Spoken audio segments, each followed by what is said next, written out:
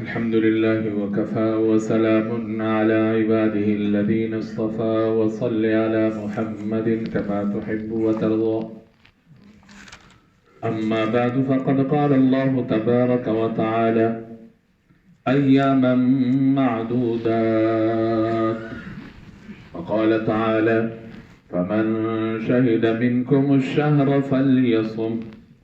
صدق الله العظيم. اللهم صل على محمد وعلى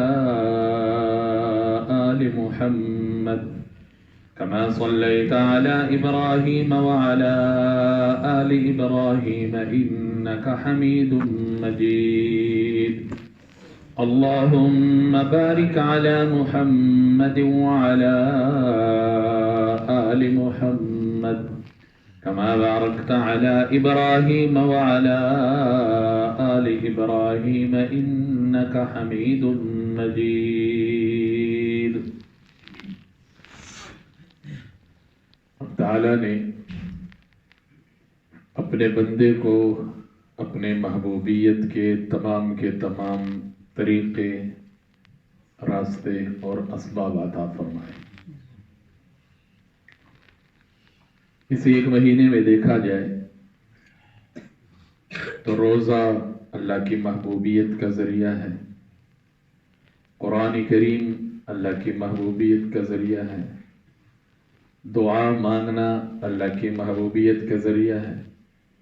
گناہوں سے بچنا اللہ کی محبوبیت کا ذریعہ ہے، سجدہ کرنا اللہ کی محبوبیت کا ذریعہ ہے۔ یعنی قدم قدم پر بندہ اس ماہ مبارک میں اپنے رب کی محبوبیت کو پا سکتا ہے، اپنے رب کے محبوبیت کو حاصل کر سکتا ہے۔ دیکھا جائے تو کام تھوڑا ہے اور اس کی مزدوری اللہ زیادہ دیتے ہیں، وقت کم ہے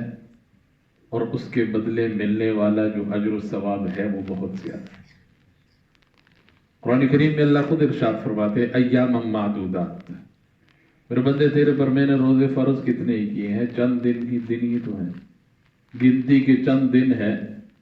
بندہ گنتے گنتے گزار لیتا ہے،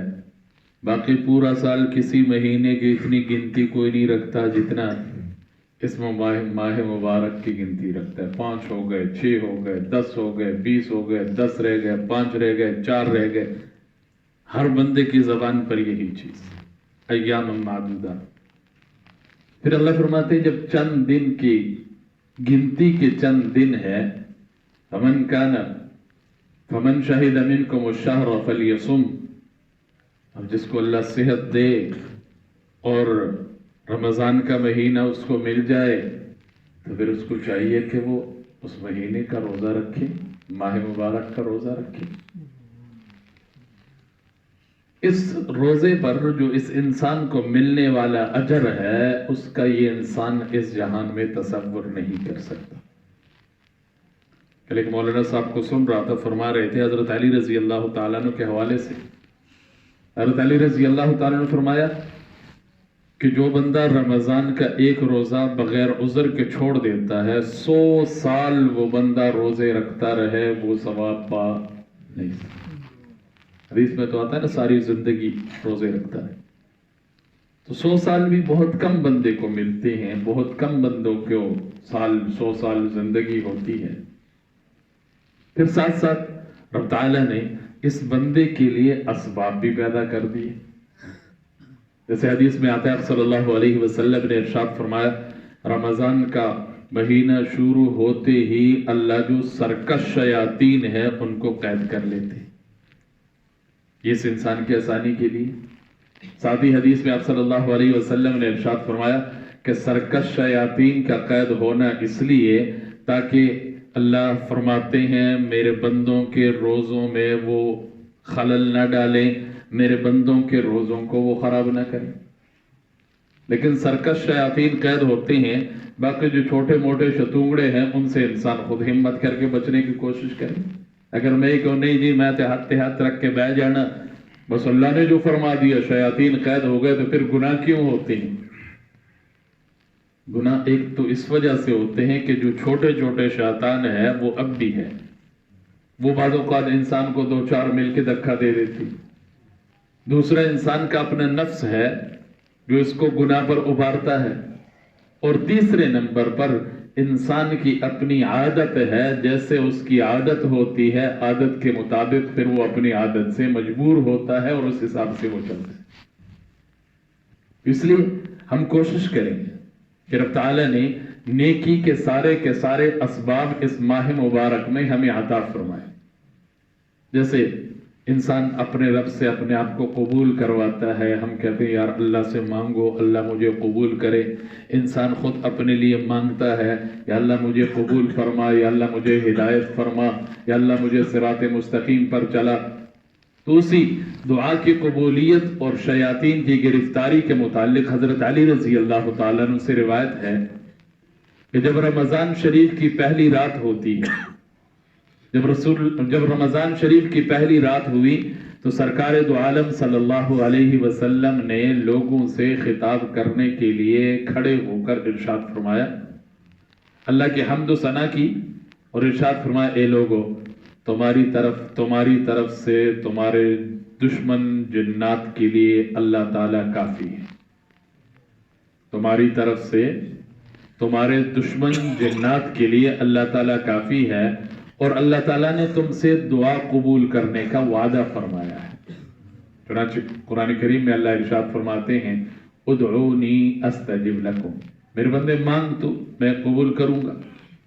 خوب سن لو، خداوند قدوس نے ہر سرکش شیاطین پر 7 فرشتے نگرانی کے لیے مقرر فرما دیے، یعنی ہر ایک شیطان پر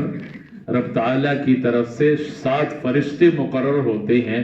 لہذا وہ رمضان گزرنے تک چھوٹنے والا نہیں ہے۔ اور یہ بھی سن لو،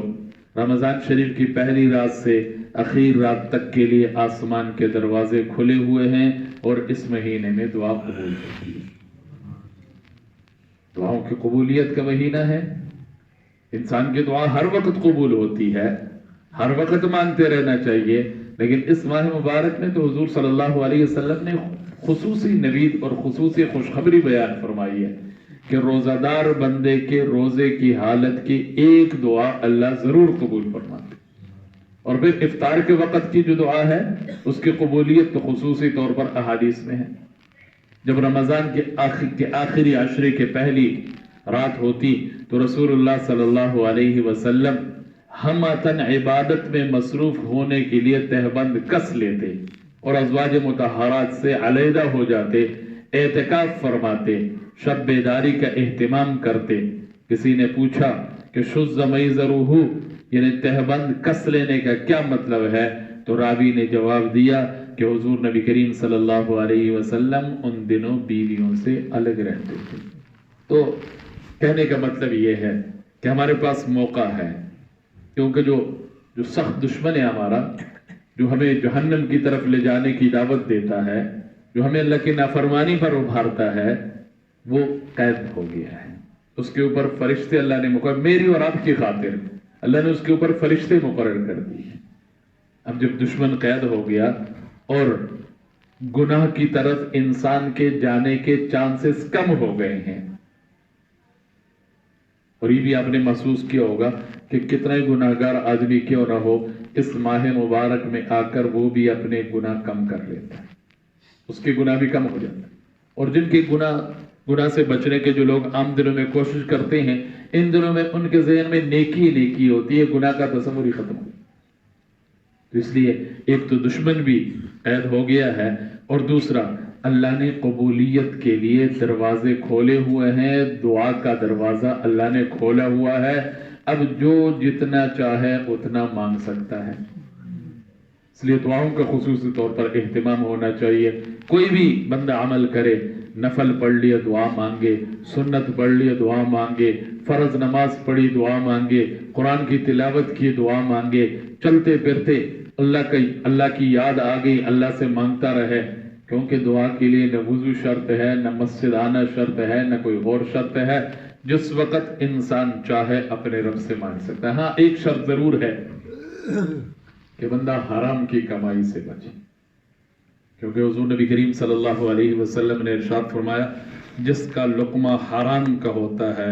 اللہ اس بندے کی دعا قبول نہیں کرتا۔ عام دنوں میں بھی حرام سے بچنا چاہیے اور ان دنوں میں بھی، کیونکہ آپ صلی اللہ علیہ وسلم نے ارشاد فرمایا بعض بندے ایسے ہوتے ہیں پورا دن روزہ رکھا لیکن شام افطار آ کے حرام مال سے افطار کیا تو روزہ بھی کیا اور گناہ گار بھی ہو۔ کوشش کرنی چاہیے، اللہ مجھے اور آپ کو عمل کی توفیق نصیب فرمائے، آمین۔ الحمدللہ رب العالمین والعاقبۃ للمتقین والصلاة والسلام علی رسولہ الکریم وعلی آلہ واصحابہ اجمعین۔